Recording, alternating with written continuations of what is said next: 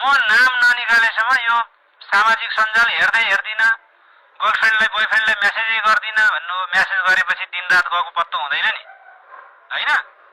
Mobile थिच्न थालेपछि त त्यसो हुन्छ।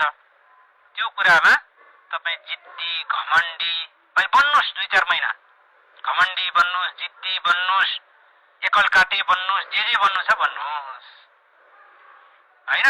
जस्तै कि अहिले परीक्षा सरेको छ तैपनि तपाईँ के भनेर भन्छ, जिद्दी भएर पढेको पढाइ हुनुहुन्छ। दायाँ बायाँ परीक्षा सरेको छ, अहिले किन पढ्नु पर्यो भन्दा पनि अटेर गरेर जिद्दी भएर घमण्डी भएर पढ्न छाड्नु भएको होइन नि, अनि नाम निस्किन्छ।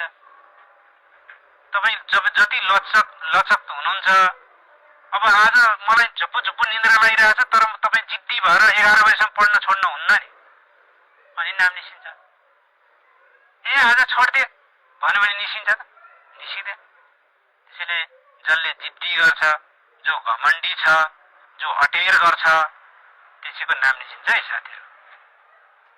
त्यसैले अब 2-5 महिना 6 महिना कति महिना हो जिद्दी बन्नु, अटेर गर्नु, कस्ता कुरामा फेरि जुन कुराले तपाईँलाई असफलतातिर ढकेल्छ नि त्यस्ता कुराहरूमा जिद्दी हुनुपर्छ, अटेर गर्नुपर्छ, व्यवस्था गर्नुपर्छ, इन्कार गर्नुपर्छ, घमण्डी बने पनि हुन्छ है।